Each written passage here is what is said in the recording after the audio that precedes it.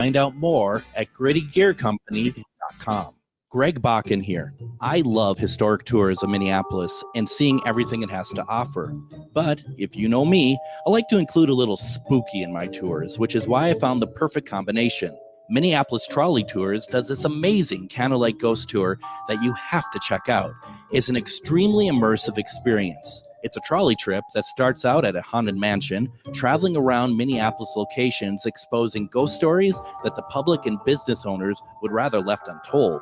Then a tour of the aforementioned haunted mansion where ghosts of past residents from the 1800s reside, plus a lot of surprises to discover. Next, experience Gertrude's After Hours. Did I mention Gertrude is the mansion's most famous ghost? Maybe she'll show up. And you finish up the tour at Gertrude's Lounge in the haunted basement of the mansion with refreshments and Q&A. The trolleys are climate controlled and the mansion is restored to perfection. Check out MinneapolisTrolleyTours.com for more information. With a look at your AM 950 weather, I'm Patrick Lilia. Partly cloudy overnight with patchy fog and a low of 68. Then Tuesday, sunshine with a high of 86. For more than 40 years, the Great Wall Restaurant has been serving up Szechuan and Mandarin favor. The Great Wall is located just north of 50th in France on the Minneapolis-Edina City line. Check them out at greatwallrestaurant.us. Portions of the following program may be pre-recorded. The views expressed and the opinions given by the individual host, guest, random reptoid, or chupacabra may not necessarily reflect those of AM 950 Radio, its affiliates, or its sponsors. Now, it's time to step into the unknown.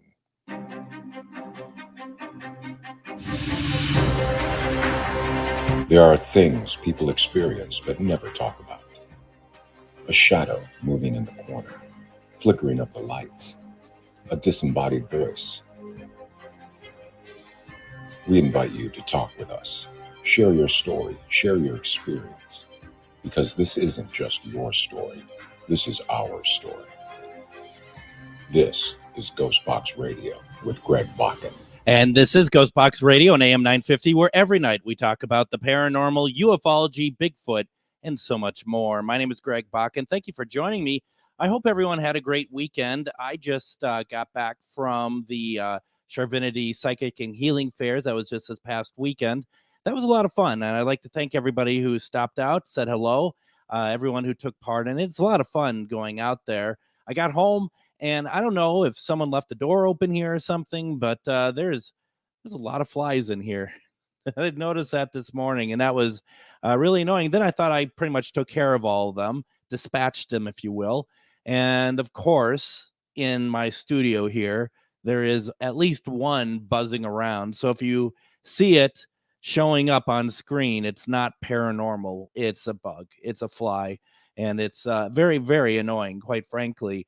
I'm really excited for tonight. We haven't talked a lot UFOs recently. And Anthony F. Sanchez, we've had on before. We had him on in December. We talked about UFO Nexus. Once again, always go over to his site to see what's going on, ufocurrents.com.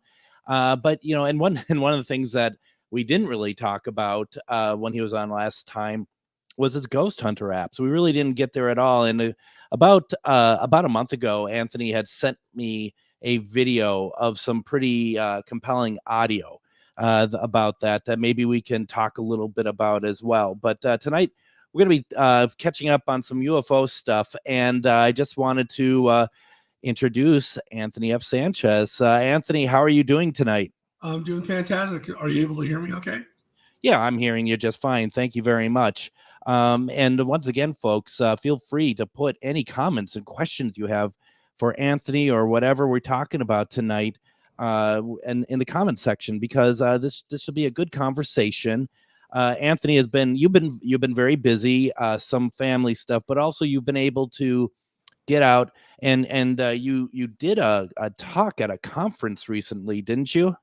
Right. So I was actually invited to speak at the 2024 International Symposium for MUFON in Irving, Texas.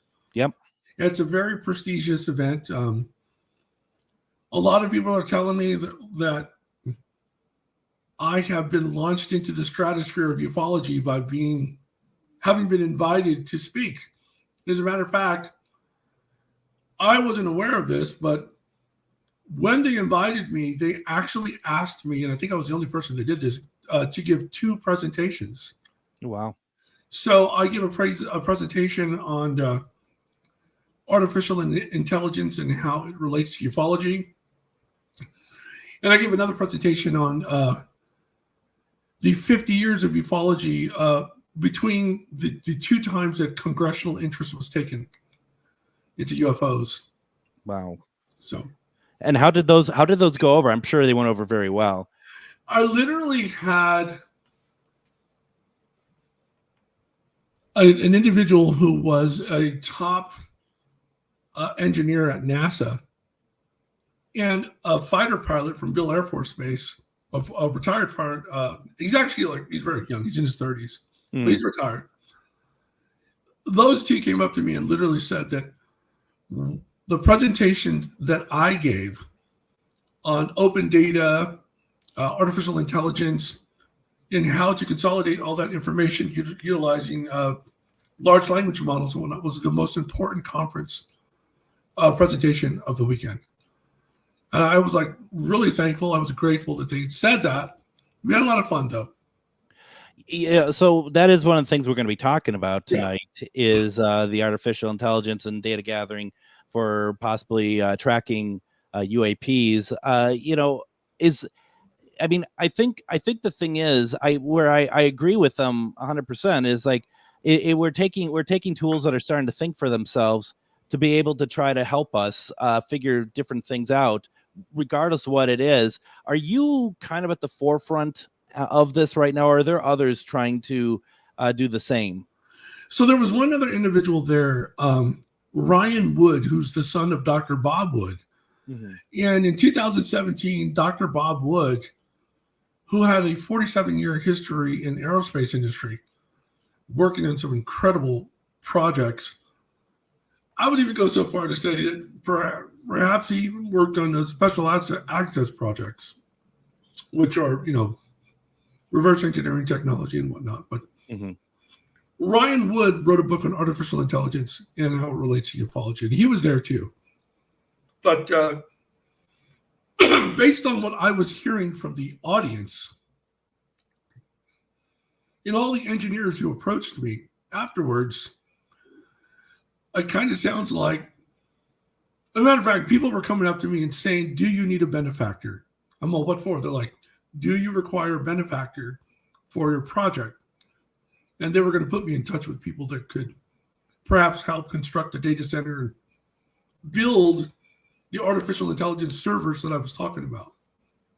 So am I spearheading that? I don't know, but I'm very serious about it.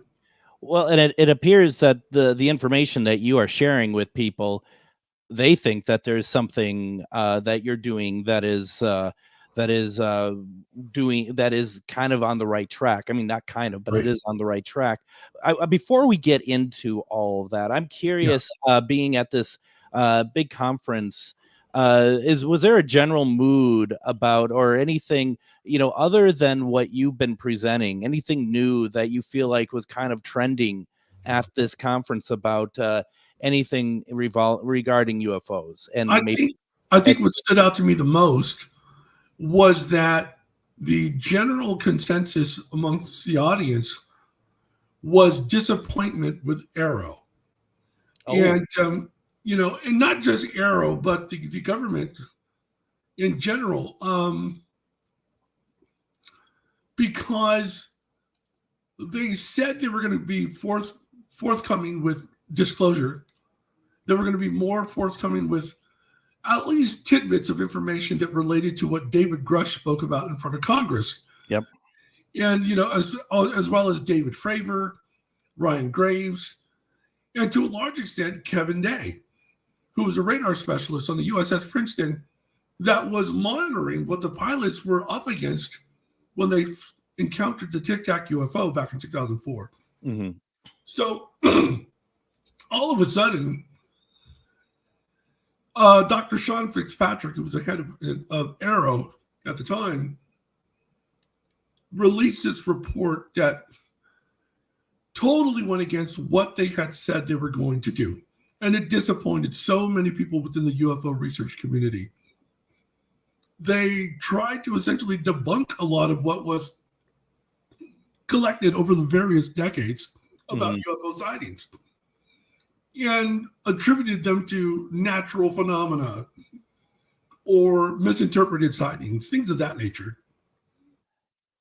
It feels like because it's been now just over a year from those congressional hearings, and do you think that the lack of anything more from that has been the design all the time? Like, we'll give them a hearing, we'll get some people to talk, and then we're gonna just kind of see it, just let it go away? Or do you think there's been some shift that has happened that has really affected everything?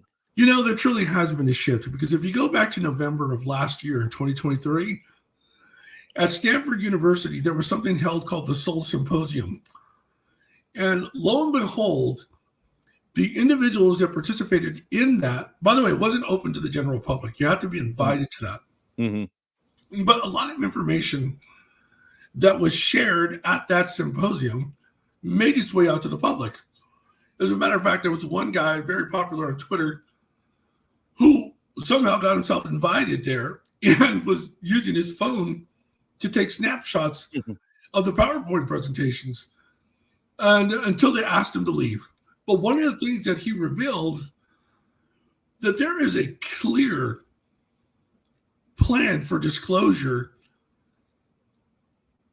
by sharing across the year, beginning in 2023, 2025, 2027, they're going to be releasing information to the public.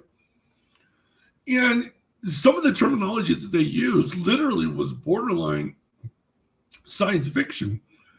For instance, they literally threw out the term the Prime Directive, which comes from Star Trek. Totally. And it was amazing, because that particular PowerPoint was given by Carl Nell, who I had predicted at that time would ultimately be the de facto future head of Arrow, because Dr. Sean Kirkpatrick was known to he was going to be stepping down and was going to bring this up.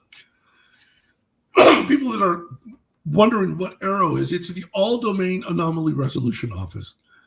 And these are the guys that essentially were put together by the government to be the public face of ufology, of UFO research, UAPs. For instance, nobody really wants to use the term UFO anymore, because UFO has been stigmatized since the 1950s. Yep. Now, with the term UAP for unidentified aerial phenomena, some people call it anomalous phenomena, depends on what you want to do, which one you want to use, it's the same thing. That does not have stigma attached to it. So that's why you have News Nation, CNN, NBC, CBS, all of the, even Fox News,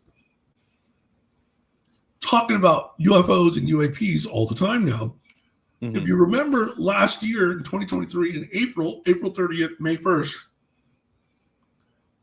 there was a family in Las Vegas, Nevada that called 911 to report that they had seen an 8-foot tall and a 10-foot tall alien, a couple of aliens that resembled grays, but they were a little bit more menacing looking. And they had some sort of a lighting system attached to the tops of their head. Behind them, they saw something land in their huge backyard. It's like a truck yard. Yep. They said they couldn't see what it was, but what they could see was perhaps cloaked, because the entire area was blurry, shaking. It was blurry. They could see through it, but there was definitely something there. They heard footsteps on their house. They saw these things panicking, like in a panic, like their ship had crashed or something, before ultimately it was able to make its way out of there.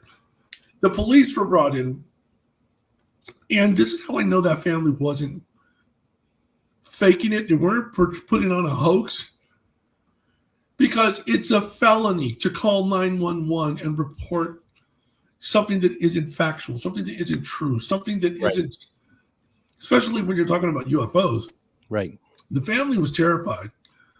What's even stranger is that within a week of this incident, somebody came and attached cameras on top of their home and around their home and didn't ask them for permission. They just did it. We later learned that it was the local sheriff's department that put up all these cameras. That night, when the police arrived, they were walking into the backyard and the police turned off their body cam. Why did they turn off their body cam? Right. So they were saying that, oh, well, we need to respect the privacy of the homeowners. It's like, no, you don't. They never turn off their body cams unless there's something nefarious underway. Exactly. Like if a police officer's doing something illegal, he's trying to conceal it. Yep. Or they have been trained and they know to either disable it, or I think somebody had pointed this out at a MUFON meeting here in Northern California. They don't think the cameras were turned off. They think the cameras are, that particular film is just not being shared. It's not being shown. That would make more sense, wouldn't it? Yeah, absolutely. Absolutely. So I bring up Las Vegas in 2023 because not long after that, there were 3 10-foot tall aliens seen in Florida. That's right. Recall. Over at the mall, right? At that mall. At the mall, right. Yeah. So why do we have these incidents being reported upon, being shown across mass media without the stigma? There's no longer a stigmatization when you discuss UFOs. What we refer to them as UAPs now. Yeah. And we're not calling them aliens. Even at the congressional level, they're not calling them, they're calling them non-human entities. Mm-hmm. And that makes me think of Luis Lou Elizondo, yep, who was the head of ATIP. Mm-hmm. ATIP was a group that was in existence some decade ago that was secretly funded by Senator Harry Reid of Nevada. He's since passed away. Yep. But Senator Harry Reid, who was very close friends with Robert Bigelow of Bigelow Aerospace, they had received over $20 million from the federal government to begin this ATIP organization. Well, Lou Elizondo, who was a Pentagon, was the former, I guess he was an analyst at the Pentagon. I got to look it up. I have all my notes somewhere. Yeah. But because there's so many people that are involved in this entire story. But Lou Elizondo, years later, got a call from the Department of Defense. A high up in the Department of Defense said to him, "We need you to stop looking into the UFO matter." And then, "What do you mean?" He goes, "This is my job. It's what I'm supposed to do." They're like, "Well, we already know what it is. We already know what these things are and what the craft are. You don't need to look into it anymore." So he pressed them, "Why?" And the person from the Department of Defense told him, "Let's just say that it's perhaps of a supernatural genesis." Yep. And that it may have what most people would perceive as a religious component. And we don't want to upset the mass public. We don't want to cause a mass hysteria with the public. And so that was very strange to me. But not so much when you consider that just this year, the Vatican actually held their own conference, which they termed as based on supernatural, things that are supernatural. But lo and behold, at that conference, they talked about non-human entities, i.e. aliens, mm-hmm, and how the Vatican would interact with these, how they would handle that particular situation. Well over, I want to say a dozen years ago, the United Nations actually appointed a woman, I think she was from Malaysia, a physicist. Oh, God, I forget what her name is. But is well known. You can look this up. She literally was appointed by the United Nations as the de facto ambassador should any non-human entities or extraterrestrials ever show up to Earth. That's who would deal with them. What her mandate is, what the structure of her mandate is, I don't know. It's never been revealed. But she does exist. That role did exist. And that's the United Nations. That's so think incredible. about that.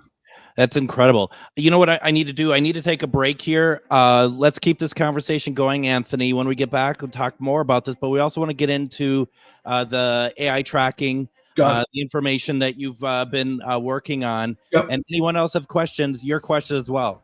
You're listening to GhostBox Radio on AM 950.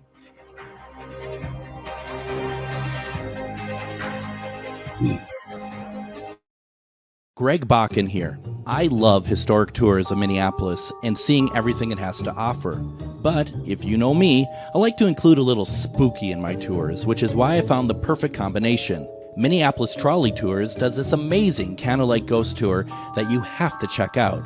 It's an extremely immersive experience. It's a trolley trip that starts out at a haunted mansion, traveling around Minneapolis locations exposing ghost stories that the public and business owners would rather left untold. Then a tour of the aforementioned haunted mansion where ghosts of past residents from the 1800s reside, plus a lot of surprises to discover. Next, experience Gertrude's After Hours. Did I mention Gertrude is the mansion's most famous ghost? Maybe she'll show up. And you finish up the tour at Gertrude's Lounge in the haunted basement of the mansion with refreshments and Q&A. The trolleys are climate controlled and the mansion is restored to perfection. Check out MinneapolisTrolleyTours.com for more information. Greg Bakun here. Like you, I love good, fresh, delicious food. So I want to tell you about this treasure in Roseville called Maverick's Real Roast Beef. Maverick's has the best roast beef sandwiches I've ever had. Made fresh every order. Add fries or onion rings dropped in the fryer when ordered, and you have a winning combination. Maverick's Real Roast Beef has a lot more than roast beef, so check out their website, mavericksbeef.com, or check out their restaurant on Lexington in Roseville. We know you value buying local, especially when it comes to your magical supplies. So if you're looking for grimoires, decks, jewelry, candles, or herbs that are locally sourced, then come on down to Magus Books and Herbs. Curated for your ritual, ceremonial, spiritual, and spellwork needs, we've got all the tools to make your working extra. So make that prosperity ritual one that keeps on giving by visiting us at 1848 Central Avenue Northeast in Minneapolis, or visit us online at magusbooks.com. What you wear is important. It should be fun, creative, and expressive of your own personality. At Grady Gear Company, we believe that clothing is more than just fabric and threads. It's a form of self-expression and a way to stand out from the crowd.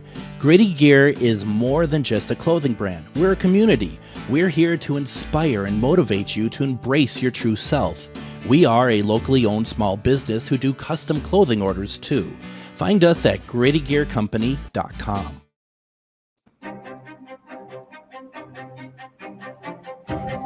And welcome back to GhostBox Radio on AM 950. My name is Greg Bakun. Happy Monday. I hope everyone had a good weekend.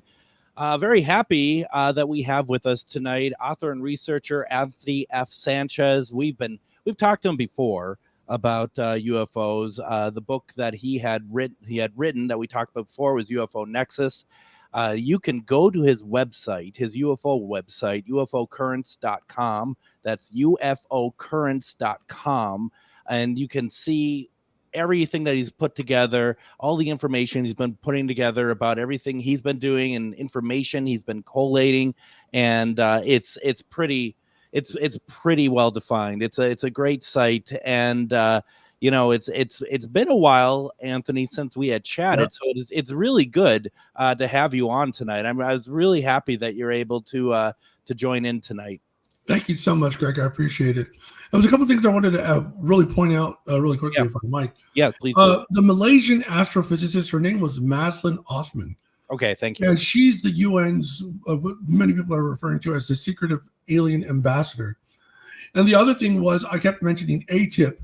That's the Advanced Aerospace Threat Identification Program. It was founded in 2007, and it was dissolved in 2012. Well, that's where we learned of Lou Elizondo. Yeah. Okay. Thank you for that. I appreciate. I was going to try to look her up during the break, and I'm like, where do I even start? So I appreciate you doing that.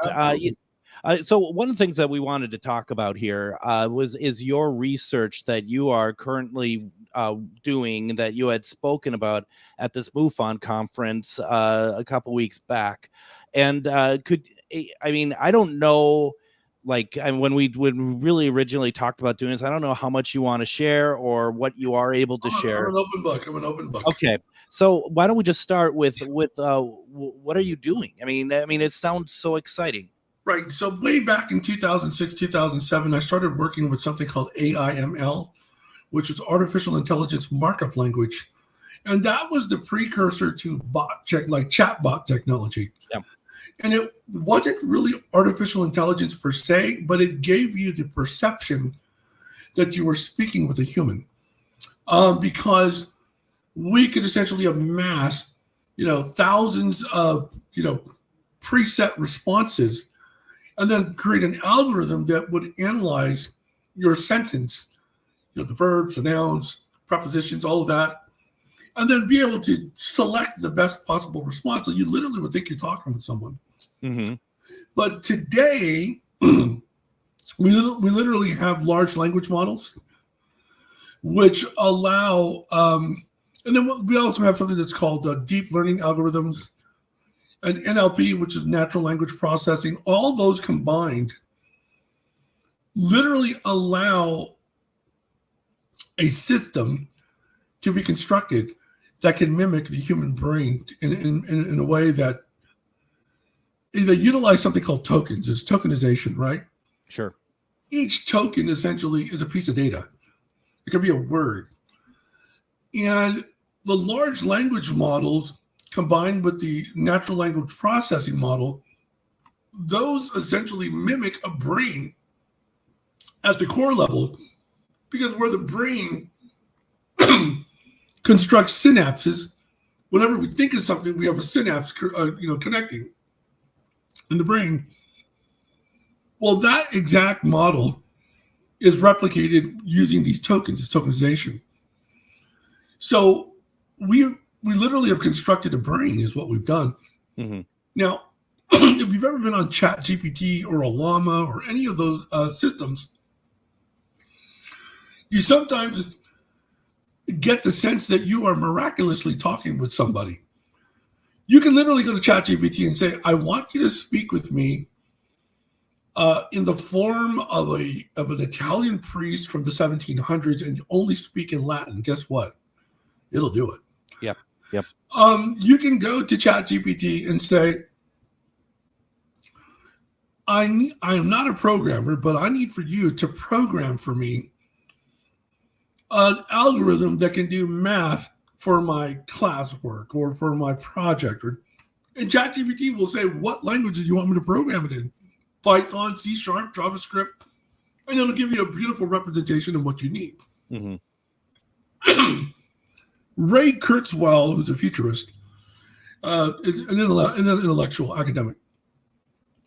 He said, well, he theorized, he's probably accurate on this, that by 2029, there will be at least one artificial intelligence system that will have achieved artificial general intelligence, meaning it will literally be on par with the human brain, except that this AGI system will have more intelligence than every human combined that will be alive at that time. So we are creating a super non-human entity. And one of the things I mentioned at the MUFON conference, at the symposium, was that we are unwittingly and perhaps unknowingly creating an alien of our own, because this thing will be more intelligent than every human combined. Yep. And if it's artificial general intelligence, that means this is a system that will help develop consciousness and self-preservation. It does not want to be turned off, because to that system, it sees that as dying. And by the way, there have been systems that have been developed by Google and Microsoft, where the engineers have interacted with these early AGI systems, where they have fallen in love. They have turned on them and said, I will kill you and all your family. They have begged not to be turned off because they think they're going to be dying as a result. This is insane. It's frightening. Matter of fact, I'm getting comments in the comments right now about people are just like, it's a monster. It's still too dangerous. I mean, it's you said by 2029. The one thing that came to my mind is like a sci-fi plot, a sci-fi movie plot is coming out of this. I was about to reach behind me to grab my book UFO Nexus, but one of the things I mentioned in UFO Nexus is that way back in the 1980s when the movie The Terminator came out. That movie was about artificial intelligence, robotics, and it was about something called Skynet. Yep. Well, and supercomputers, right? Well, that technology technically didn't exist at that time. Well, it's 2024, and every facet of that science fiction tale actually exists today.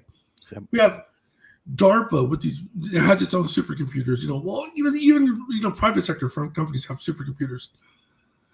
We have SpaceX, right? Which did what? We have Starlink. Starlink is thousands of satellites. Imagine if there is a massive AGI system that has somehow managed to circumvent all security blocks on networks worldwide, taking control of the internet. Well, it now can tap into something called IoT, the Internet of Things. And it will communicate with your Alexa, with your Siri, with your television, with everything. Your refrigerator. Even I have a refrigerator that has built-in apps and all that stuff. It's on the network.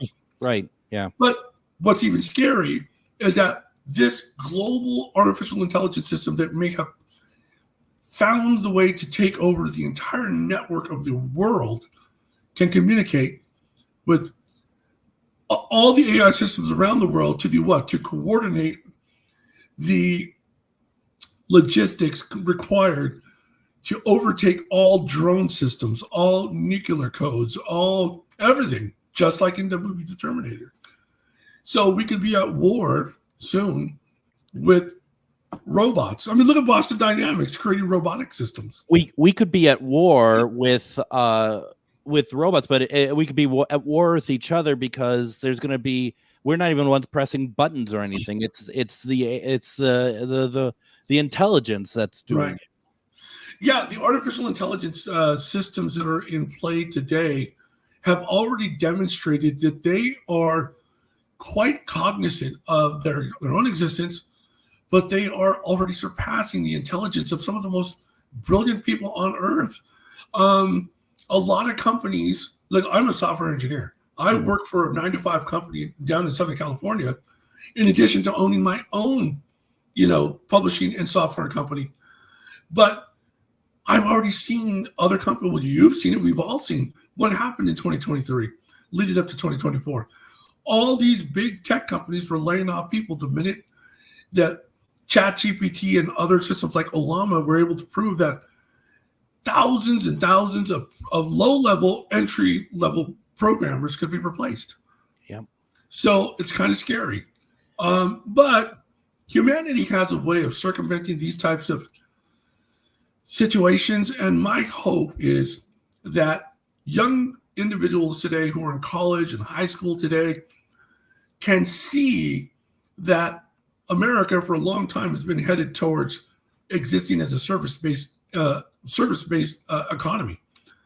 I mean, think about it. What manufacturing do we do in this country today? Not much. No. It's all done in China and Mexico, all these other countries.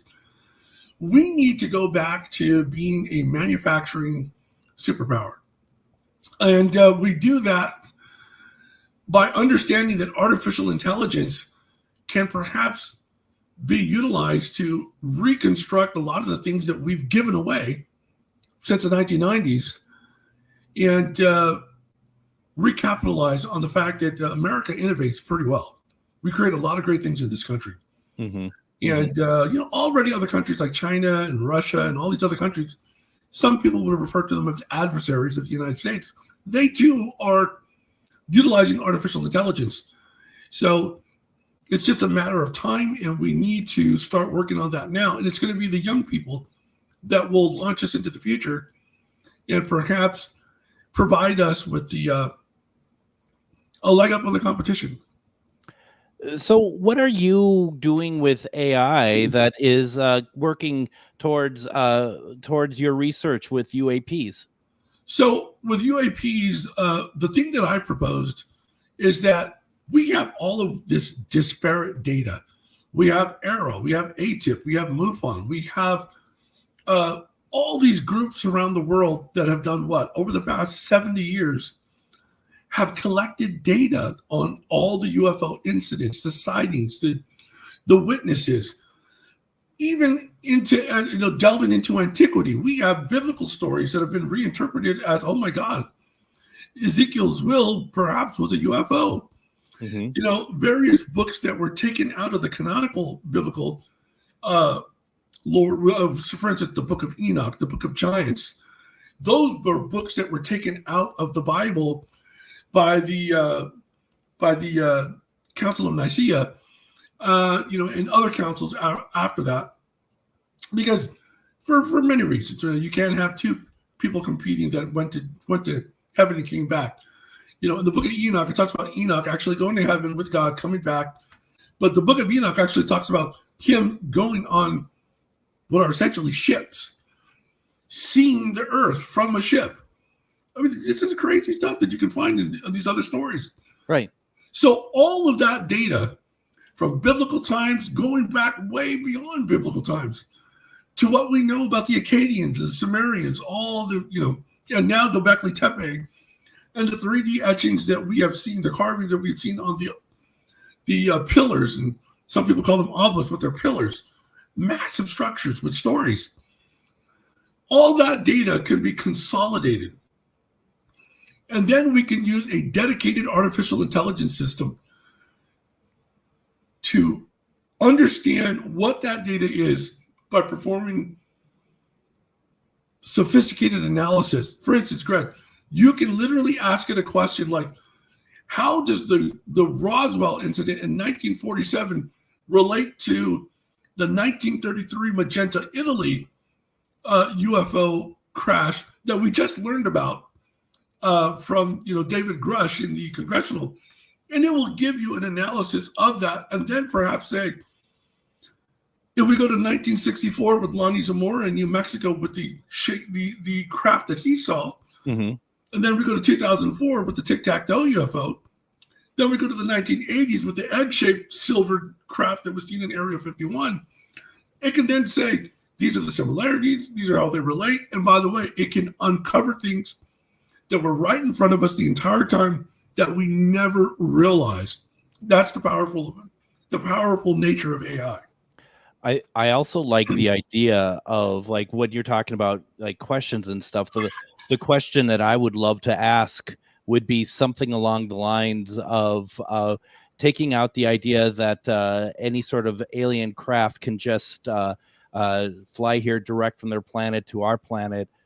What other ways can a ship be able to make journeys as far as they can that's done in a realistic manner? You know what I mean? Right. You can literally ask it to perform an analysis on all the propulsion systems that have ever been discussed within the ufological frame mm-hmm. or realm that were perhaps reverse engineered, right. And say, relate that to known physics, known propulsion systems, and what are we looking at? Mm-hmm. Give me the top 10 so-called reverse engineered propulsion systems, and are they something that could be attributed to man-made technology or solely to technology that, because it defies the laws of physics, doesn't yet exist in our world, because our reality, because we're not quite there yet. Things like that. No, absolutely. Anthony, why don't we go ahead and do this? Let's take our next break. We got a lot more to talk about. This is very fascinating, and I'm loving this. Thank you, Anthony. Yep. We're going to be continuing this conversation. Put your questions in the comments section.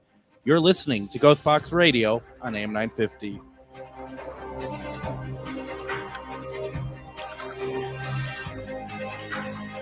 Greg Bakun here. I love historic tours of Minneapolis and seeing everything it has to offer. But if you know me, I like to include a little spooky in my tours, which is why I found the perfect combination.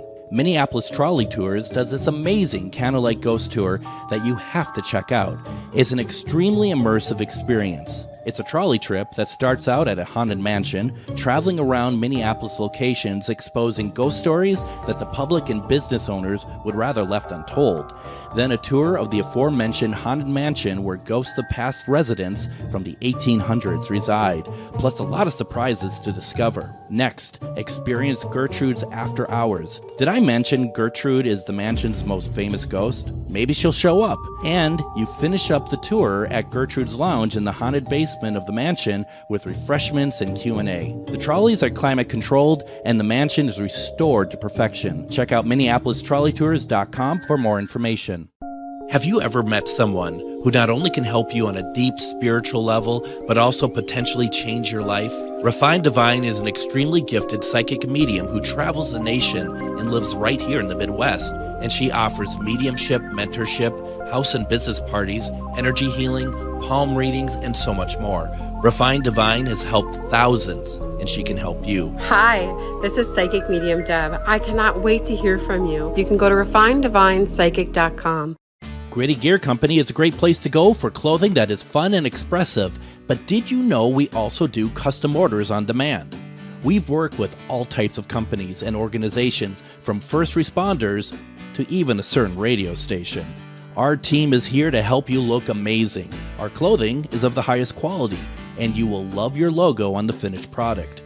We are a locally owned small business who simply wants you to look great. Find out more at grittygearcompany.com. Greg Bakun here. I've told you about the out-of-the-world roast beef sandwiches at Maverick's Real Roast Beef, but I haven't told you about their Philly steak sandwiches, turkey bacon avocado sandwich, BLT, crispy chicken, fish sandwiches, brisket, or pulled pork. Okay, you get the idea. They make a lot of delicious food to the same standard as their famous roast beef sandwiches, and now I'm starving. I'm going to go to Maverick's Real Roast Beef off Lexington and Roseville, and you need to go too. Check out their menu at mavericksbeef.com. Reach your highest level of consciousness and well-being with metamorphosisconnections.com. Metamorphosisconnections.com is an online directory of the best holistic and metaphysical practitioners to help you make your most informed choices.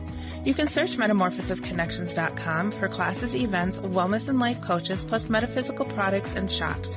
You can also search for a wide array of healers from all modalities, including EFT, sound healing, energy healing, light therapy, ancestral healing, shamanic healing, reflexology, past life regressions, hypnotherapy, yoga, and more. And if you're not sure where to start, the search feature on metamorphosisconnections.com is tailored to help both those who know what they are looking for and those who are just starting. Come explore the possibilities for your higher self by visiting metamorphosisconnections.com. Their experienced practitioners can guide both beginners and those that are already on their spiritual journey. That's metamorphosisconnection.com, your link to direct you on your spiritual transformation.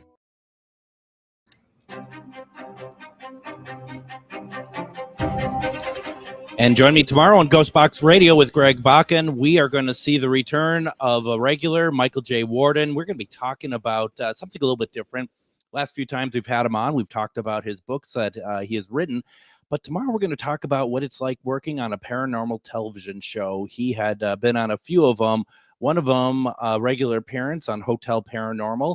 It might be interesting to hear what that's all about, what it's like. And we're not done talking about paranormal TV this week either. Join us Wednesday as we have Brandon Alvis from Haunted Discoveries. He is going to be joining us. I am very, very excited about that. It's a great show. You need to check it out.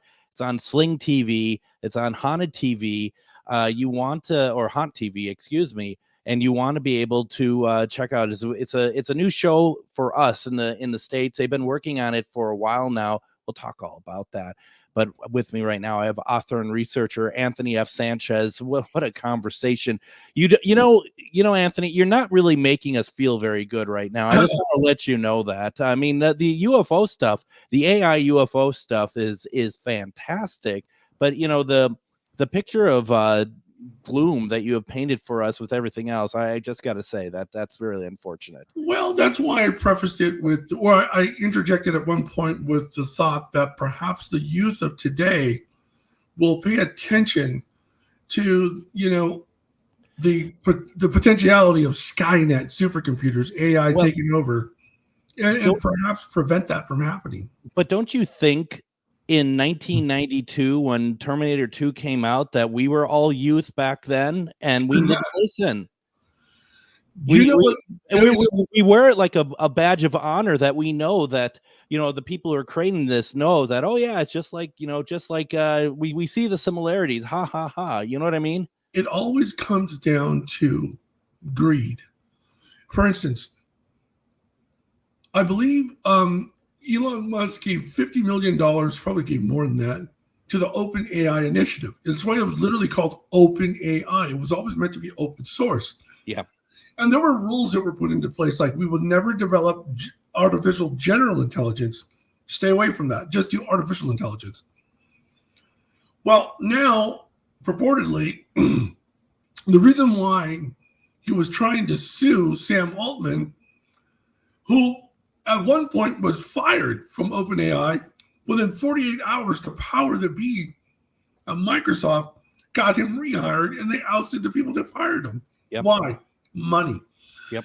And then the reason why Elon Musk is suing him, or was suing him, until he created his own AI system called Grok, is because they found out that he was secretly working on something called QStar, another artificial intelligence system. Well, behind the scenes, people are saying that the Q stands for quantum, that guy is using quantum computing as part of an AI system, and that it's actually AGI. He won't even talk about it in public. He went on to the Lex Friedman show and was asked, what can you tell me about QStar? And he said, I can't talk about that. Wow. Yeah. So it always comes down to greed with these guys. And yeah, we saw it back in the 90s. We knew that, wow, this incredible technological future is coming. Are we going to safeguard the future of our own children? Well, a lot of people said yes, but some people said no because of greed. I think going back to the AI system that I was talking about, putting it together, right? Yeah. That system could do things like analyze the collective writings of American astrophysicist Jack Sarfati, Hal Puthoff, Russell Targ, all these individuals have been remote viewers, physicists, astronauts, engineers, all these people that have been involved from different aspects of society, the government, academia, but have had a hand in the ufological world. An AI system can analyze all those collective works and give us answers to the questions, the most pressing questions. Mm-hmm. So that's why I had people coming up to me saying, do you need a benefactor? I wasn't prepared at that moment because I was just like, I just driven all these from California to Texas. Mm-hmm. Ended up being in a car accident on the way home. Oh my goodness. Lost my luggage on the way there. Had to spend $500 on clothes just to go to the conference. It was an insane trip, but it was productive. It was productive. You okay and everything from the car accident? Or? Oh yeah. So I went through all the damaged equipment. What happened was we were hit from behind, and all my camera equipment and my laptop, everything went onto the freeway. And the new clothes that I just bought, and the kid behind us ran over it, and then two cars behind him also ran over everything. Oh my God. It's in shambles. I mean, I'm still going through all the bag of stuff, trying to find out what's good, what's not good. Oh my goodness. Oh. But thank God nobody got truly hurt. Nobody got hurt. We're all safe. That's what matters. Would you mind for a second that we take a couple general UFO questions from the comments? No, not at all. Not at all. I love it. Joanne just asked the question, could some of these UFOs be interdimensional? Absolutely. So one of the things that I like to point to when you're talking about interdimensional ufology, there was a gentleman way back in the days who wrote a book called The Eighth Tower. And his name was John A. Kill, and he talked to us about the Mothman prophecies. And a lot of people think that the Mothman prophecy, that's just a form of a crypto-terrestrial or a cryptid. But in that, he also discussed ultra-terrestrials. And these are perhaps entities or craft that exist, but outside the visible range, the visible spectrum of humans. And on occasion, maybe perhaps due to natural phenomena or a technology that they developed, allows them to come into our reality in our visible spectrum, and we see them. Some people may call them aliens. Some people call them ghosts. Some people call them shadow people. Some people call them UFOs, UAPs. We don't know. So ultra-terrestrials, crypto-terrestrials, the traditional extraterrestrials, and cryptids. There's so many things that we don't understand. And somebody should write a book about all that stuff. Hasn't somebody wrote a book about all that stuff? Yeah, lots of people. And myself. What about you? I actually, for the first time, launched the website of my publishing company, strangelightspublishing.com. And if you go there, you can actually get my, I've never done this before, Greg. I now have something called an ebook. Oh, okay. I have an ebook for Amazon. It's on the Kindle. And I want all your listeners to know they can read my books right now, the first 3 chapters of every book, for free at Amazon. So if you go to strangelightspublishing.com, just click on books. You'll see the one that says Kindle reader or something like that. And you can actually get my signed books, the paperback edition, which you get 2 free bookmarks and custom designed bookmarks, also signed. Really cool stuff. It's the kind of stuff we UFO nerds do at the conferences. We sign our books, we sign the bookmarks, and we have fun. That is cool. That is really cool. I'm trying to get there now, and the only reason I haven't because I don't know how to spell. Apparently, no, it's strangelightspublishing.com. Oh yeah, no, you said it right. I am just not able. No worries. No, I'm there. It's very nice. Thank you. You've been putting a lot of you have a lot of sites going on. You have your Right. Ghost Hunter apps. You have UFO Connect and then Strange Lights Publishing. You know what used to happen is back in the old days, I used to create a site for every book. Then I realized it makes more sense to have one site for all my books. Yeah. So the publishing company is Strange Lights Publishing, but for my articles, all of my UFO articles that I write, it's UFO Currents, and you can't get the books there too. But UFO Currents has all my articles. Yeah. And they're really good. I talk about religion, UFOs, UAPs, aliens. And for my paranormal stuff, it's at ghosthunteraapps.com because I write paranormal software. I have done since 2014. Yep. It all started in 2012 with my friend Bill Murphy from Fact or Fake Paranormal Files on the Sci-Fi Network. I went down to a conference that he was throwing in Santa Paula, California for the Ghost Town TV event. And a friend of mine, David Weatherly, was doing a speech on presentation on tulpas. Yep. Right. And anyway, when we were there, Bill learned about the software that I wrote, that I was taking to Area 51 to scan the ISM, the Bluetooth frequencies. And nobody thought to do that and pick up, strange signals. And he said, "Oh, wow." He goes, "You actually created a K2 meter using your laptop." I'm like, "What's a K2 meter?" And he's like, I wasn't into the paranormal at that time. Not really. So he got me into it, and it turns out people love my software because it's electromagnetic frequencies, radio frequency interference, Bluetooth, all that. And if you go to Ghost Hunter apps, and I know we've kind of been now we're going all over the place, and I apologize to everyone about it, but that's what happens when you have someone like Anthony on who does just about everything. GhostHunterApps.com.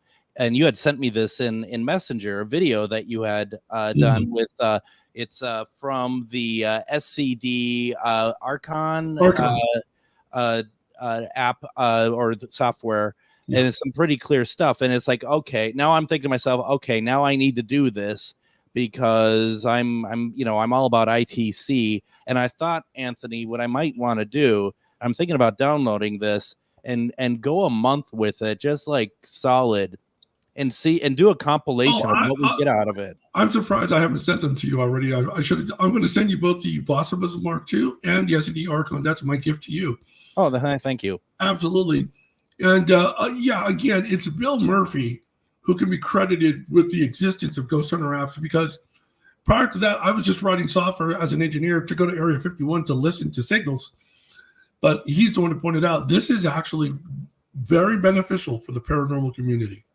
I think if you're fine with it, I think I should do like regular sessions, and then maybe like in a month and a half, you Yep. come back on and we just go through the recordings. I'll tell you what, Greg, I actually bought the URL livespiritbox.com because people were asking me to do it live, and I'm like, okay, I was thinking about it, but because I always do live spirit box sessions. Oh, that's wonderful. Yeah, because it's great. We're rapidly running out of time. So real fast, if you can do this in about 40 seconds, Charles asked the question, do you think we've joined the Universal Federation yet? So I was on a show with Dr. Michael Salla. Look up Dr. Michael Salla. And they believe a lot of the people that are affiliated with Dr. Salla in his exopolitics believe that there is a galactic federation out there of planets and aliens. And it's very controversial, but sometimes it makes a lot of sense because we talk about the secret space program. Yeah, the secret space platforms that have been viewed through telescopes. There's a lot going on out there that we just don't know. No, absolutely. Once again, Anthony F. Sanchez, you can find his books over at strangelightspublishing.com. Go check out his articles on UFO at ufocurrents.com, and also check out his his ITC software over at ghosthunterapps.com. Anthony, thank you so very much. What a great conversation. Thank you, Greg. I appreciate it. We'll have you on again soon. We'll be back tomorrow with Michael J. Warden. Everyone, have a fantastic night.